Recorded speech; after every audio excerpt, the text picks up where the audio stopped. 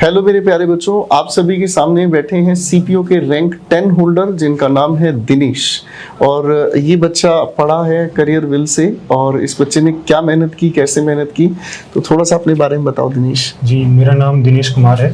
मैं हरियाणा सोनीपत डिस्ट्रिक्ट से रहने वाला हूँ और मेरी स्कूलिंग दिल्ली यूनिवर्सिटी से मेरी ग्रेजुएशन हुई है। और अभी करंटली मैं CHSL के थ्रू पोस्टल असिस्टेंट हूँ, यहीं दिल्ली में ही पोस्टेड। अच्छा, ऑलरेडी वर्किंग है। जी, वेरी गुड। कब वो पहली ज्वाइनिंग कब हुई थी? मेरी ये ज्वाइनिंग हुई थी सर नवंबर में, अभी नवंबर 2022 में। Very good. 23 नवंबर का मेरा बर्थडे था भाई, फिर तो मेरा बर्थडे भी रहता है। चलो ठीक है। तो CHSL में कौन सी जगह पोस्टेड है आप? मैं Srinivaspuri post office sir, Lajpat Nagar के पास। लाजपत नगर के पास, ठीक है। तो अभी आपका सीपीओ रैंक 10 है जी। मतलब सीपीओ ही क्यों चुना? क्योंकि सर देखो, मेरे फैमिली में जो मेरे पापा वगैरह हैं, मेरा छोटा भाई है, वो आर्मी में दोनों। तो शुरू से ही एक तो ड्रेस के लिए, वर्दी के लिए चाह थी अंदर से, वर्दी का क्रेज। जी। Very nice sir. तो इसलिए, और फिर सर मैंने अपने कॉलेज टाइम में NCC भी कर रखी है, तो इसलिए भी मैं कनेक्टेड था इन सब चीज़ों से, तो मुझे इसलिए दिल्ली पुलिस CPO के थ्रू चाहिए थी। तो सीपीओ में वर्दी का क्रेज आपको लेकर आया, तो सीपीओ के लिए तो फिजिकल की बहुत ज्यादा रिक्वायरमेंट रही है। किस तरीके से तैयार किया अपने आप को? जैसे सर, इससे पिछला CPO भी मेरा अच्छा हुआ था, तो उसके टाइम से ही मैं फिजिकल की रेगुलर तैयारी कर रहा था। पिछली बार जैसे लॉकडाउन में फिजिकल आए थे, तो इस वजह से मैं उस टाइम पे गांव में था। तो गांव में जो बच्चे आर्मी वगैरह की तैयारी करते हैं, उनके साथ ही मैंने वहाँ करीब 2 महीने तैयारी करी। तो वहाँ में ज़्यादातर चीज़ें अच्छी तैयार हो गई थी, लेकिन फिर ये लॉन्ग जंप वगैरह के लिए इक्विपमेंट वगैरह चाहिए थे। तो मैंने 18-20 दिन के लिए यहाँ वजीराबाद में ये एकेडमी वगैरह होती है, इसमें 20-25 दिन में वहाँ गया। इस तरह से मैंने तैयारी। तो फिजिकल के लिए एक बड़ा स्ट्रिक्ट रूटीन फॉलो किया होगा। डाइट क्या है, ये है, वो है। डाइट क्या रखते थे आप अपनी? डाइट सर, जैसे मैं सुबह जब रनिंग करने जाता था, उससे पहले सर चने बादाम वगैरह में भिगो के रख देता था शाम को। तो वो खा के सुबह रनिंग करने जाता था, और वही फिर गांव में तो वहाँ से आने के बाद कोई लड्डू वगैरह और दूध। तो ये सीपीओ का पहला अटेम्प्ट था या इससे पहले भी सीपीओ का कोई एग्जाम दिया था? पहले भी मैंने इससे पिछला जो CPO था, CPO 2020 सर, वो भी दिया था।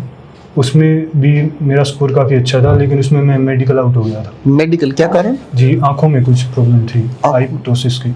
अच्छा। तो इससे पहले भी सीपीओ का रैंक क्या था उसका? उसका सर अंडर 15 ही था, उसमें 347 मार्क्स थे सर मेरे। 347? जी। Lovely, great. ये तो बड़ी अच्छी बात है। तो कौन से बैच में आप पढ़े थे इंग्लिश? इंग्लिश सर मैंने VOD बैच लिया था सर, आपका कैरियर विल ऐप से ही। उसी से फिर मैंने नोट्स वगैरह तैयार किए सर प्रॉपर, और वही नोट्स ही मैं भी तैयारी के लिए पढ़ता हूँ। तो तभी मैं कोई बुक नहीं पढ़ता, मैं वो नोट्स ही पढ़ता हूँ डायरेक्ट। और मैथ्स कैसे किया आपने? मैथ्स सर मैंने ऑफलाइन बैच पढ़ा था राकेश यादव सर से 2019 में सर। 2019 में? जी सर, तब मैंने ऑफलाइन बैच ही किया था।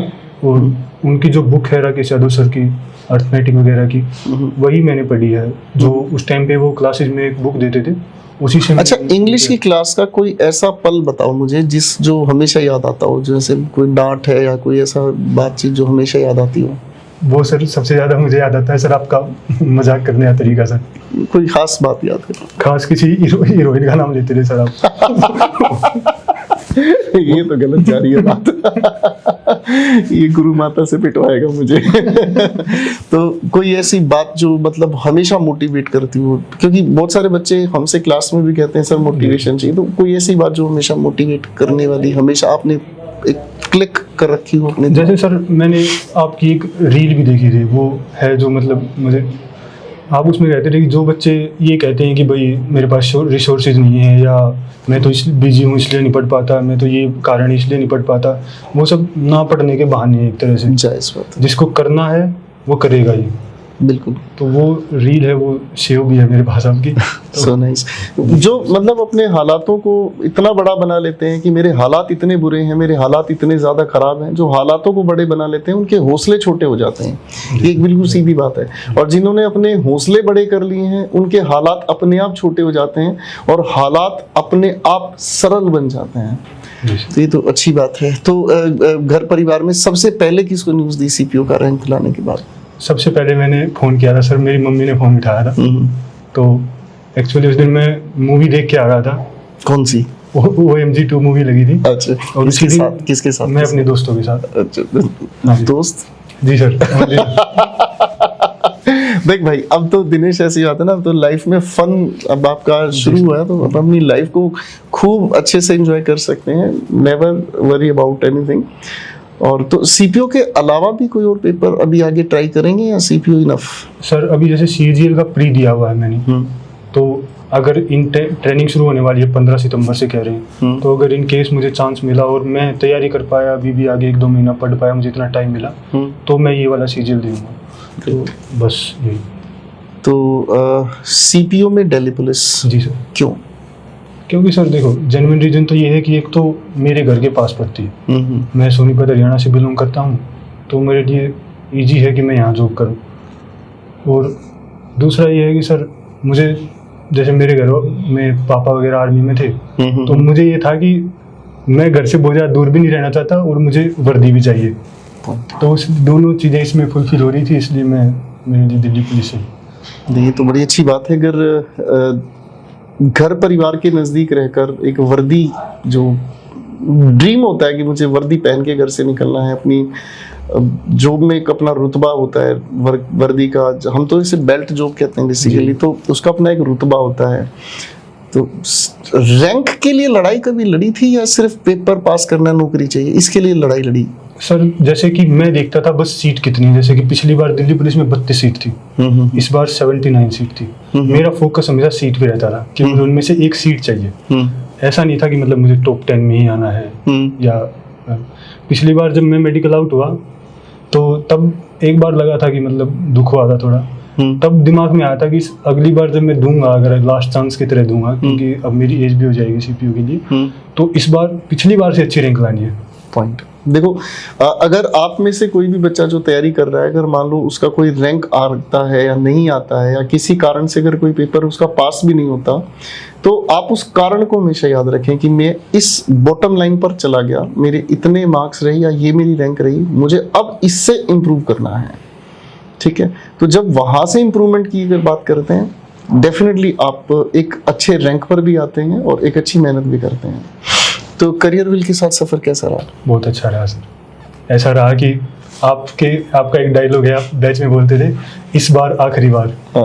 वो एक बैच लिया सर, और वो बार आखिरी बार थी, उसके अलावा कहीं से पढ़ने आया। देखो, आपकी लाइफ में ना बहुत सारे अवसर आएंगे, लेकिन आपने जब भी ये मान लिया ना कि मेरी जिंदगी का ये जो पल है, यही मेरी जिंदगी का आखिरी पल है, आपके जीने का तरीका बदल जाएगा। अगर कोई ये सोचेगा ना कि मेरे पास अरे ऐसे मौके बहुत आएंगे, वो इंसान अपने आप में आलसी बन जाएगा, अपनी जिंदगी के उन पलों को कभी नहीं जी पाएगा। वो गाना है ना, आपने सुना होगा, हर पल यहाँ जी भर जियो, जो है समा कल होना हो।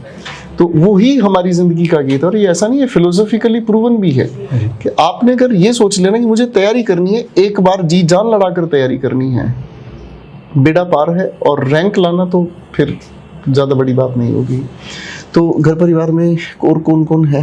जी सर, हम 3 भाई हैं। मेरे छोटा भाई जो है वो इंडियन आर्मी में है, और बड़ा भाई है वो प्राइवेट सेक्टर में जॉब करता है। मेरे पापा जो है इंडियन आर्मी से रिटायर्ड है।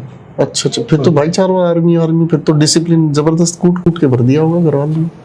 मतलब सर वो ज़्यादा ऐसे कुछ फोर्स वगैरह नहीं करते किसी चीज़ के लिए, उन्होंने काफ़ी मतलब फ्रीडम दी थी शुरू से ही।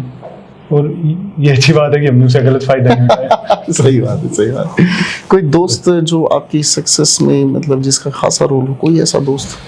बहुत से दोस्त रहे हैं सर, जिन्होंने मतलब जो शुरू से, जब मैंने तैयारी शुरू करी तब से लेकर के और अब तक ही साथ रहे हैं, चाहे फेलियर हो या सक्सेस हो, उसमें मेरे दोस्त भी आ गए। और ये भी मैं एक्सेप्ट करना चाहूँगा, जिस लड़की से मेरी शादी हो रही है उसने भी पूरे इस टाइम पीरियड में मेरा बहुत सपोर्ट किया।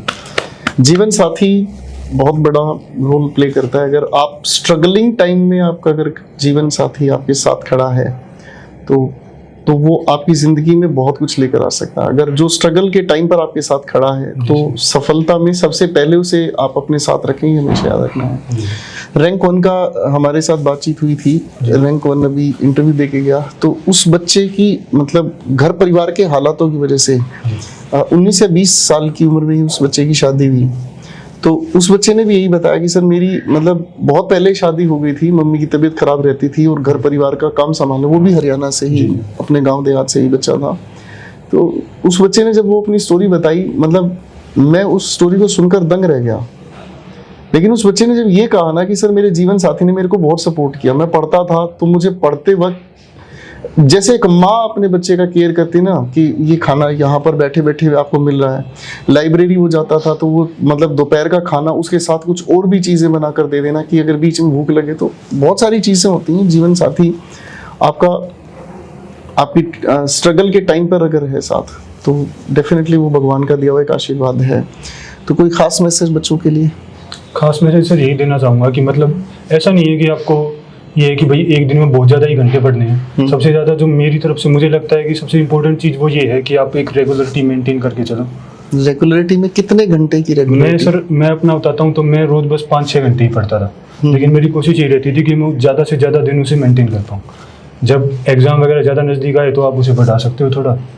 मैथ्स की कितनी प्रैक्टिस की है आपने? मैथ्स की सर अर्थमेटिक के लिए तो मैंने राकेश यादव सर की एक बुक है, बहुत कुछ पढ़ते होंगे बच्चे, पर मेरा पर्सनल एक्सपीरियंस ये है कि उसने जो कॉन्सेप्ट क्लियर कर दिए मेरे, वो मेरे लिए इनफ थे। उसके बाद मैंने कोई भी एग्ज़ाम दिया तो मुझे कभी मेरे से अटेम्प्ट कैसा ही हुआ पेपर, लेकिन कभी मुझे ये नहीं लगा कि ये क्वेश्चन सर ने ये कॉन्सेप्ट पढ़ा नहीं रखा है, ये नया है मेरे लिए। हाँ, ये बात तो सच में अपने आप में वैलिड है कि एग्जाम से पहले जो सटीक आपने पढ़ लिया वो आपको हमेशा याद रहेगा। एग्जाम से पहले इतना सारा पढ़ लेना वो वेस्ट ऑफ टाइम है। आपके पास अगर 6 महीने हैं, जैसे आज के बाद आपके 6 महीने के बाद एग्जाम है, आप वास्ट पढ़ो, ठीक है, आप भारी भरकम कंटेंट पढ़ो, दिक्कत नहीं है। लेकिन अगर मान लो 15 दिन बाद एग्जाम है, तब आपको सटीक पढ़ना ही जरूरी है, टू द पॉइंट पढ़ना ही जरूरी है, ठीक। और मैं ये कहना चाहूँगा सर, सबसे जरूरी चीज़ है टीचर को फॉलो करो। टीचर जो बता रहा है उस पर भरोसा करना बहुत ज़्यादा जरूरी है। थैंक यू यार। अब तो खैर माहौल ऐसा हो गया है कि टीचर को परखता है, लेकिन देयर वाज अ टाइम, अगर मैं नालंदा यूनिवर्सिटी की बात करूं तो वहाँ जो आचार्य हुआ करते थे, वो जो गुरु हुआ करते थे, तो वो अपने शिष्य की परख करते थे कि ये पढ़ने लायक है या नहीं है। आजकल माहौल उल्टा हो गया है कि मतलब बच्चा परखता है कि ये मुझे पढ़ा सकता है नहीं पढ़ा सकता है, तो एक उल्टी मतलब कहानी उल्टी चल पड़ी है। खैर वो तो कोई बात नहीं। आपको बहुत सारी बधाई मेरे बच्चे दिनेश, और मैं उम्मीद करता हूँ कि आपकी इन चंद बातों से बहुत सारे बच्चे मोटिवेटेड फील करेंगे।